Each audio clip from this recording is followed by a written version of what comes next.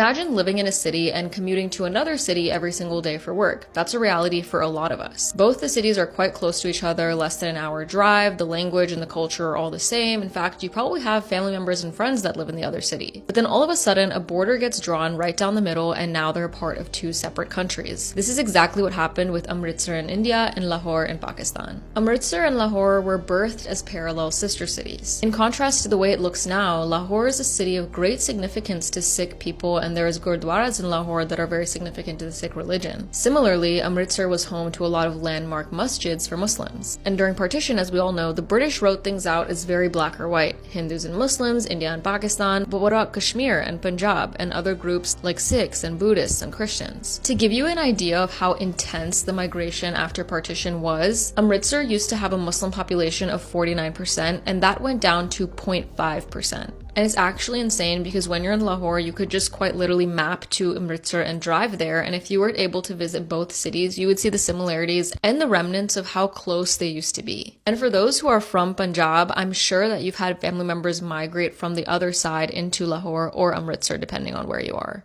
Well done, India and Pakistan. Well done. Mubarako. Both Mubarako. You're doing exactly what the British wanted. When they left our land and tore us into shreds, they wanted to pit us against each other for millennia so we could never prosper. And we're doing exactly what they wanted. This was all part of their plan. It's been damn near 80 years since the partition, and India and Pakistan still cannot come to any sort of reconciliation when we're ethnically the exact same people. Neither India nor Pakistan should have existed. If you transpose the entire South Asian subcontinent over Europe, it is the size, if not bigger, than Europe. And all the different regions are so ethnically and linguistically diverse from each other, they could be their own country. There could have been a state of Punjab, of Gujarat, of Sindh, of Tamil Nadu, of Balochistan, of Bangladesh. Instead, what do we have? We have two countries that are constantly at each other's throat. And now they're about to fight the world's first war over water. The rivers that flow through these lands belong to everybody.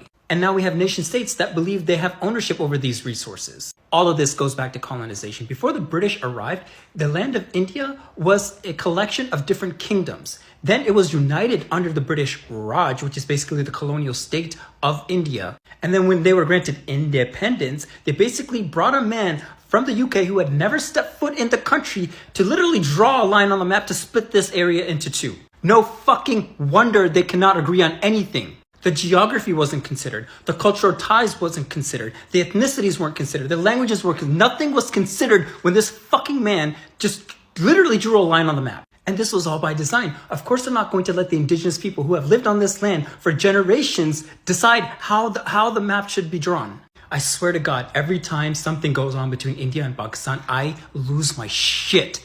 Because we are the same fucking people. Why can we not just get along? India and Pakistan, two nuclear neighbors, one of the tensest borders on earth. And today they are at war again. But how did we get here? Why do these two countries keep locking horns? And what's happening right now that is shaking South Asia to its core? Let's break it down. The story starts in 1947, the year the British packed their bags and split one country into two, India and Pakistan. But the partition wasn't a clean break. Over 1 million people died in the chaos, and a region called Kashmir became the spark of an internal flame. India claimed it, Pakistan wanted it, and ever since, it's been like a toxic long-distance relationship with missiles. Why do India and Pakistan have an age-old feud that seems impossible to reconcile? In 1858, the Indian subcontinent was ruled by the British Empire. By 1947, the British granted independence to this land. Before leaving, they divided the region into two separate nations based on religion. Pakistan for Muslims and India for Hindus. Hindus moved to India while Muslims moved to Pakistan. The migration happened quickly and chaotically, with widespread violence. It became one of the largest and most painful migrations in modern history, with nearly 2 million casualties. During British rule, the British had divided Hindus and Muslims, sowing seeds of hostility between the two religions. Worse still, when the British left, they did not clearly define the boundaries of Kashmir. As a result, both India and Pakistan claim the region. The two countries have fought 3 wars over control of Kashmir. Today, tensions continue to rise, with gunfire in the Kashmir region. Both sides have deployed troops and weapons to the border areas. The world is concerned because both nations possess nuclear weapons. So get this, they have fought 3 full-scale wars, countless border skirmishes, and one nearly nuclear showdown. And Kashmir, still disputed, still deadly. Now, fast forward to today. India has launched missile strikes against Pakistan tonight in an apparent response to a deadly terrorist attack in Indian-administered Kashmir 2 weeks ago. India blamed those attacks on Pakistani militants and struck 9 targets in Pakistani-administered Kashmir, the disputed border region each claims as its own. Pakistan has just responded, and it wasn't symbolic, it was surgical. After a deadly airstrike crossed the line, Islamabad answered with force. Targeted strikes across the line of control. This wasn't a warning, it was a declaration. Cross the line again, and we hit back harder.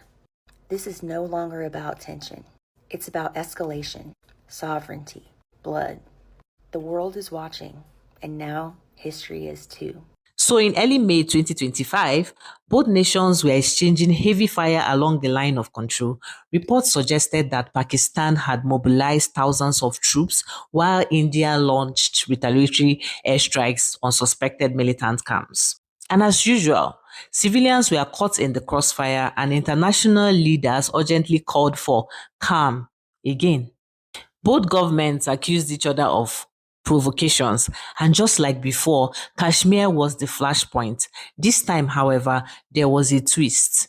Cyber warfare, social media propaganda, and a massive economic pull on both countries. It was agreed between them that both sides would stop all firing and military action on land and in the air and sea with effect from 1700 hours Indian Standard Time today.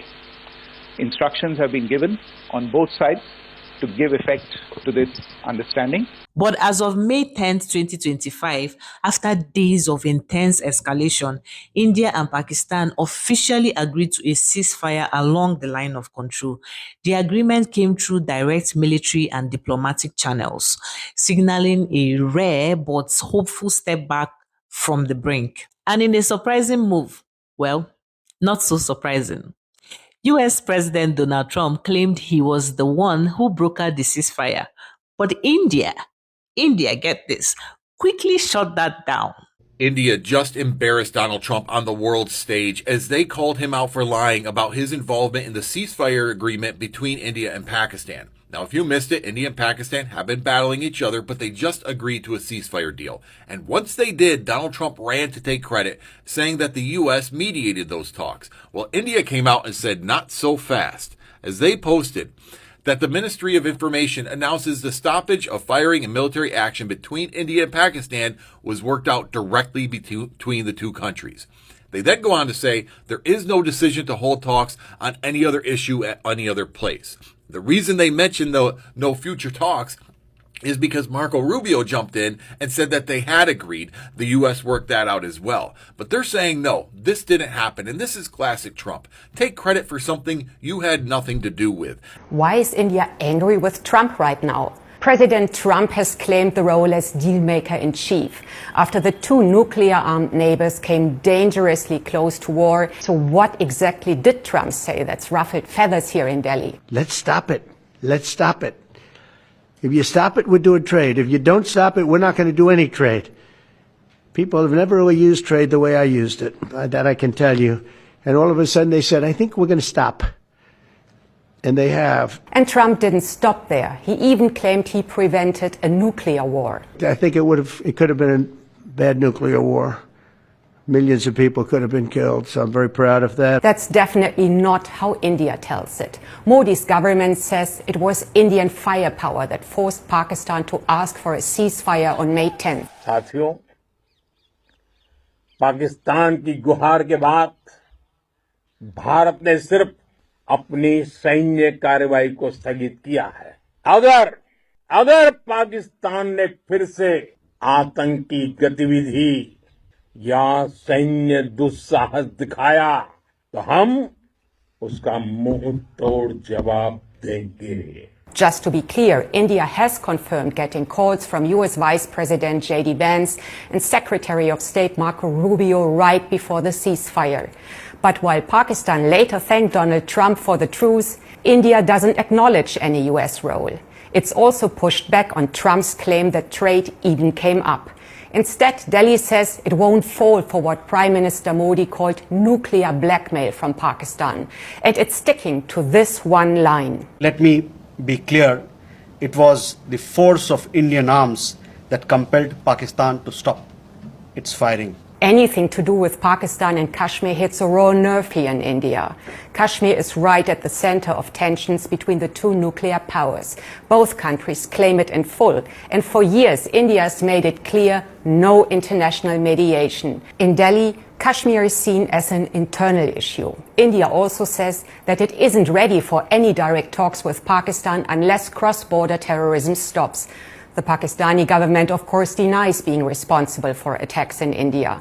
Both sides are dug in, claiming victory. And there's little sign that Trump can turn this fragile ceasefire into US-led peace talks, as he suggested. A week on, sources tell me the US will first need some quiet diplomacy and a bit of damage control in Delhi.